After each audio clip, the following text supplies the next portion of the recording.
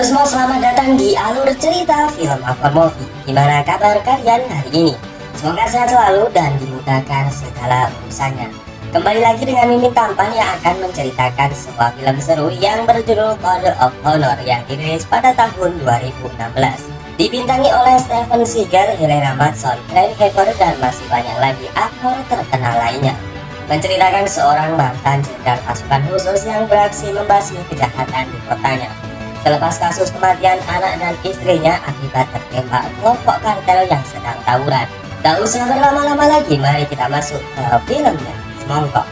Film dibuka dengan memperlihatkan seorang mantan sniper pasukan khusus mengintai dua kelompok kartel yang sedang bertransaksi barang haram. Entah apa tujuan dan maksudnya, sniper yang diketahui bernama Robert terlihat sangat geram dan dendam melihat para sampah masyarakat tersebut. Sehingga tak berselang lama pun ia langsung menembaki mereka tanpa ampun.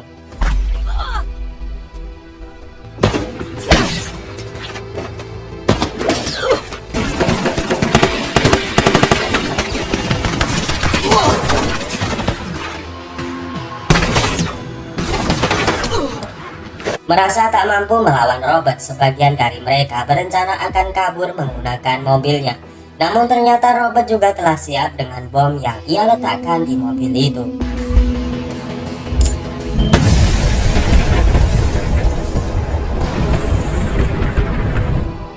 Dari sekian banyak kartel yang sudah ia habisi, menyisakan satu orang saja yang sudah tak berdaya setelah tertembak tangannya. Di sana Robert dengan sengaja menyisakan satu orang sebagai teror dan ancaman jika yang sudah melakukan ini hanya dia seorang. Keesokan paginya wartawan dan pihak berwajib sudah berkumpul di TKP.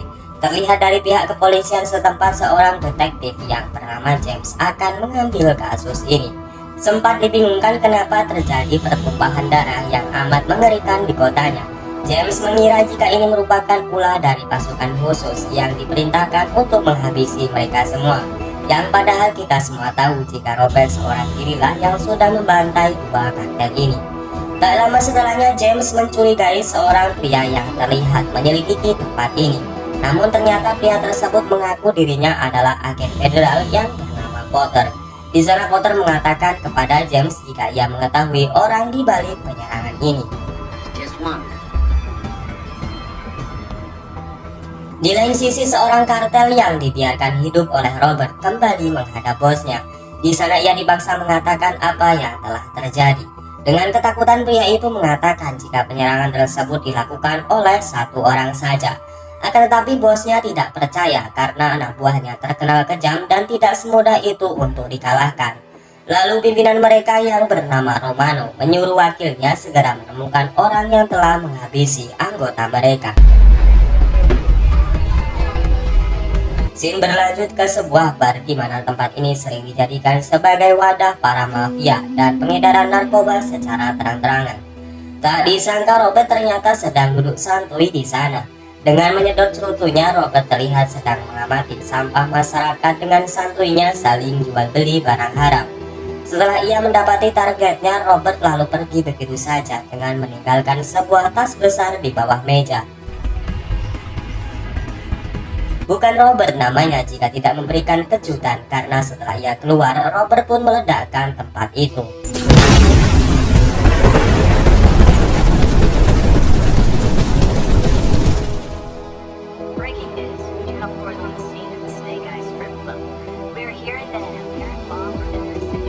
Detektif James dan asistennya kembali mendatangi bar yang sekarang sudah menjadi puing-puing gosong. Di sana James nampak bingung dengan tujuan dan maksud si pelaku karena kasus ini tidak jauh-jauh dengan kasus pembantaian sebelumnya. Selain itu ia dibingungkan dengan selamatnya dua gadis penari yang padahal mereka berada di dalam bar. James yakin jika orang ini bukanlah orang sembarangan karena ia mampu membuat bom yang hanya menakutkan orang-orang yang sudah ia sensor. Tak lama setelahnya seorang wanita cantik bernama Carrie berusaha masuk ke dalam bar. Karena ternyata Carrie merupakan penari di bar tersebut dan dua wanita tadi merupakan teman kerjanya. Di lain sisi, wakil ketua gangster yang bernama Carlos terlihat berada di sana untuk mencari informasi yang dapat ia gali. Kebetulan juga Potter yang berada di sana melihat orang yang ia kenal, yaitu si Robert, dan ia pun langsung mengejarnya. Potter lalu menjelaskan kepada James dan Kapten Polisi bahwa orang yang ia maksud adalah Kolonel Robert Six, di mana ia diketahui jika Robert dulu adalah atasannya sewaktu bertugas menjadi marinir di Afghanistan. Robert memiliki catatan bersih dan sempurna sebagai kapten pasukan elit terlatih. Ia memiliki kemampuan bertarung hebat baik menggunakan tangan kosong maupun dengan senjata, memiliki kemampuan menguasai seluruh medan pertempuran, ahli bom dan bahan-bahan peledak. Selain itu, Kolonel Robert juga memiliki kemampuan berbaur dan licin dalam menjadi mata-mata, sehingga kartel narkoboy dan senjata ilegal sudah makanan sehari-hari baginya. Potter hanya bisa menduga jika misi kali ini bukanlah misi negara, melainkan misi balas dendam untuk membasmi para sampah masyarakat di kotanya. Dugaan ini diperkuat karena diketahui jika anak dan istri Robert telah meninggal akibat tertembak geng mafia, sehingga Robert akan menghabisi seluruh geng mafia di kota ini. Kapten Polisi mengatakan jika hal ini memang benar, jelas saja Robert bersalah karena ia main hakim sendiri dan ia akan ditetapkan sebagai seorang penjahat. Potter mengatakan jika menangkap Robert bukanlah skill mereka, karena berapapun banyak polisi yang mengejarnya maka mereka semua akan tewas. Sehingga dalam kasus ini Potter dengan terpaksa akan ikut adil membantu kepolisian untuk menangkap Robert. Keesokan paginya, 2 orang polwan berhasil meringkus 2 orang mafia yang sedang bertransaksi narkoba. Di sana mereka akan membawa 2 mafia tersebut ke kantor polisi. Akan tetapi siapa sangka Robert dari kejauhan telah siap dengan snipernya dan menembak 2 mafia itu.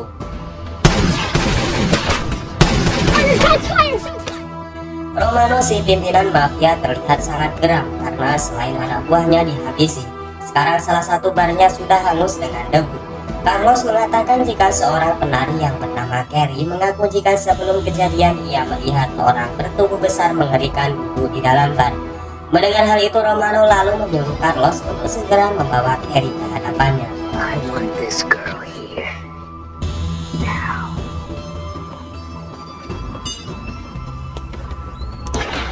Potter yang masih penasaran mendatangi bar yang sekarang tinggallah puing-puingnya. Di sana ia mencari sesuatu yang bisa dijadikan petunjuk. Potter lalu menemukan sebuah komputer dan mengambil harddisk di dalamnya, berharap jika di dalamnya terdapat rekaman CCTV sebelum bar itu meledak. Namun di saat ia keluar, 2 anak buah Romano sudah menghadangnya. Dengan skill yang dimilikinya, Potter tentunya dengan mudah membunuh mereka. Selain itu, Potter juga sempat diserang oleh Carlos sebelum ia kemudian melarikan diri.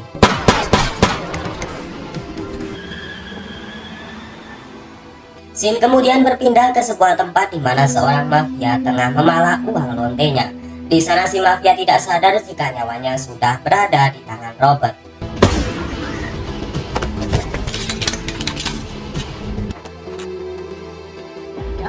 Detektif James dan rekannya kemudian mendatangi 2 mayat korban keganasan Potter.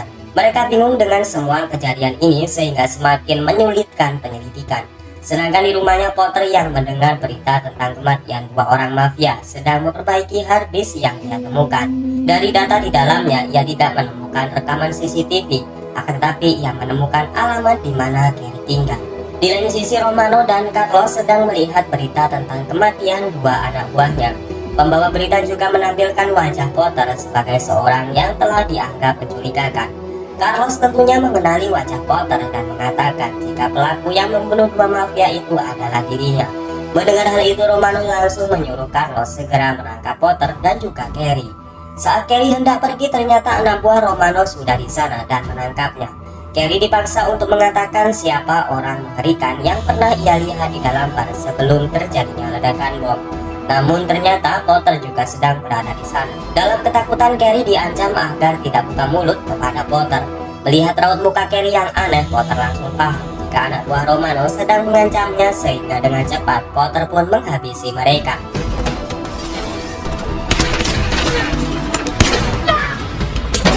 Carrie yang hendak dibawa ke tempat aman dihadang kembali oleh beberapa mafia, sehingga baku tembak pun kembali terjadi.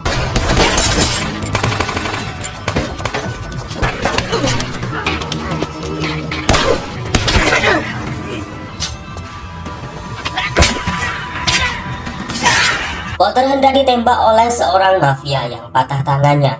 Akan tetapi secara mengejutkan Robert datang dan langsung menyelamatkannya. Di sana Robert menyuruh Potter untuk tidak ikut campur dalam urusan ini.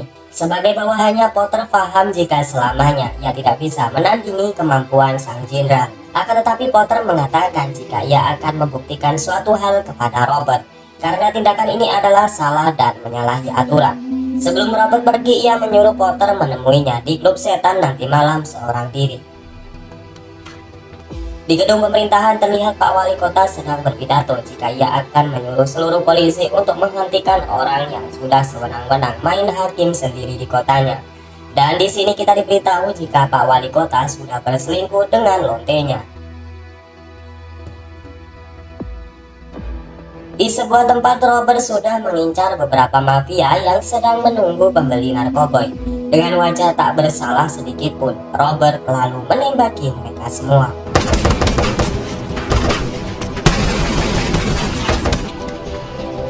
Potter sendiri kedatangan tamu yang ternyata ia adalah Carrie bersama dengan anak laki-lakinya. Di sana Carrie meminta izin untuk tinggal di apartemennya, mengingat ia tidak aman karena para mafia berusaha menangkapnya. Potter mempersilahkan Carrie tinggal di sini, sedangkan ia tengah bersiap untuk menemui Robert di klub Taman Setan. Ternyata Potter kembali ke kantor polisi dan mengatakan jika ia akan bertemu dengan Robert di klub setan. Di sana mereka berencana akan menggerebek Robert dengan membawa beberapa pasukan. Potter mengatakan jika para polisi muncul, otomatis Robert akan menghilang dengan cepat. Sehingga Potter pun menyarankan jika mereka bersiap di sebuah tempat dan bergerak setelah ia memberi kode. Klub setan ternyata milik Romano yang nyata-nyata mereka sedang mencari Robert dan juga Potter.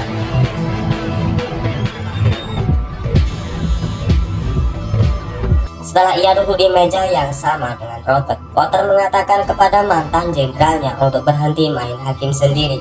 Namun Robert mengatakan jika ia hanya melakukan apa yang seharusnya dilakukan oleh seorang marinir. Selain membasmi kejahatan di luar negara, mereka juga berkewajiban membasmi kejahatan di negaranya sendiri.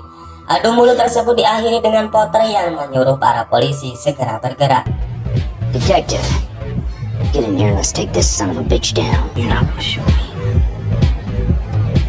I hope you don't think I've gone that soft. Namun ternyata Robert selangkah lebih maju karena ia tahu jika Potter membawa polisi.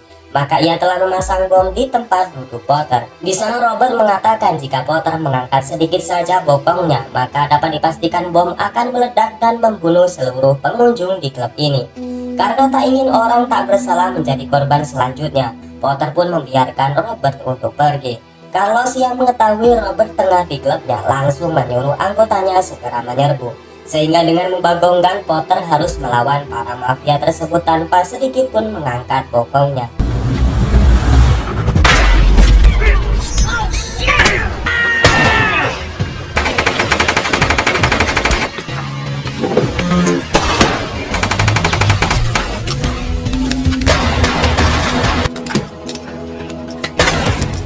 Singkat cerita, seluruh mafia tewas walau Potter hanya melawan dalam keadaan terduduk. Sehingga kini tinggallah Romano yang terus menembaki Potter dengan membabi buta karena ia sudah tidak memiliki amunisi lagi. Tak lucu jika Potter tewas di sini. Tiba-tiba saja para polisi sudah berdatangan dan menyuruh Romano untuk menyerah. Potter mengatakan jika Robert telah meletakkan bom di kursi yang ia duduki. Setelah James memeriksanya, ternyata tidak ada bom di bawah kursinya, sehingga lagi-lagi Robert telah selangkah lebih ke depan. Karena nyatanya ia memanfaatkan para polisi untuk penggerebekan itu menangkap Romano. Keesokannya Kapten Polisi menyuruh James dan rekannya mengawal Romano yang akan dibawa ke meja persidangan dengan aman. Akan tetapi saat mereka hendak membawa Romano dengan mobilnya, tiba-tiba saja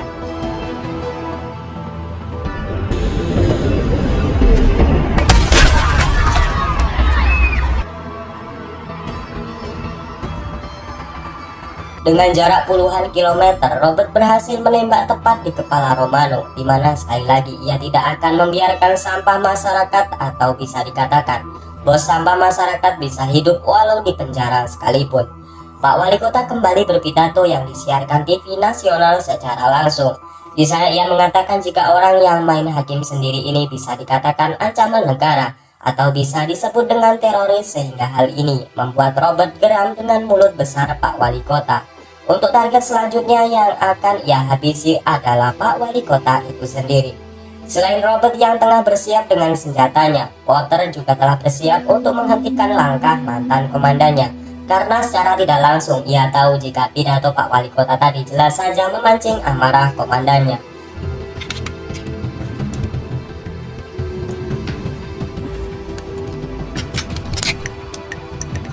Potter lalu menelpon polisi dan mengatakan jika target selanjutnya adalah Pak Wali Kota, sehingga para polisi pun segera diterjunkan untuk menyisir lokasi Pak Wali Kota yang ternyata ia tidak berada di kantornya. Karena ketidakjelasan informasi yang diberikan Potter, para polisi yang dibantu agen FBI tidak menemukan Robert di sana. Country, how hard could it be to find him? Find out who's screwing this week and track her down instead. It's a good idea. Bukan wali kota namanya jika tidak berselingkuh dan juga korupsi. Dengan membagongkan rupanya Pak Wali Kota tengah menikmati apem hangat selingkuhannya di sebuah hotel. Dalam kondisi yang mengupahkan, Robert datang dengan menodongkan pistol dari balik pintu.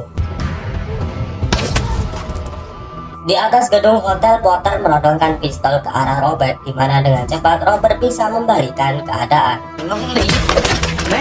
Fortunate. That was a nice touch, man.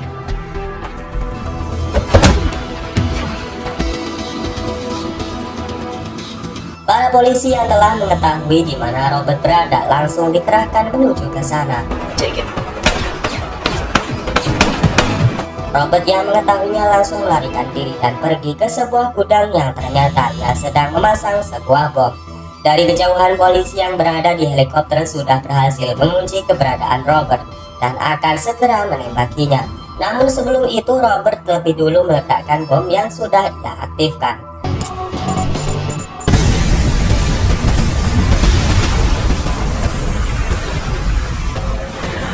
Di akhir cerita, para polisi dan tim evakuasi menyimpulkan jika tidak ditemukan mayat Robert dan juga Potter, sehingga kasus ini akan ditutup karena mereka dinyatakan telah mati. Namun di lain sisi, anak laki-laki Carrie mengatakan jika ia diberikan sarung baseball oleh teman Carrie, sehingga dari sini kita tahu jika Robert dan Potter tidaklah tewas dalam ledakan, melainkan rencana pura-pura mati sehingga mereka tidak akan dicari lagi. Dan kemudian film ini pun selesai. Terima kasih sudah menonton di channel ini. Mungkin harap kalian suka dengan apa yang sudah saya sampaikan. Silahkan baku hantam dan tulis kritik serta saran kalian di kolom komentar. Saya Najwa undur diri. Wassalamualaikum warahmatullahi wabarakatuh.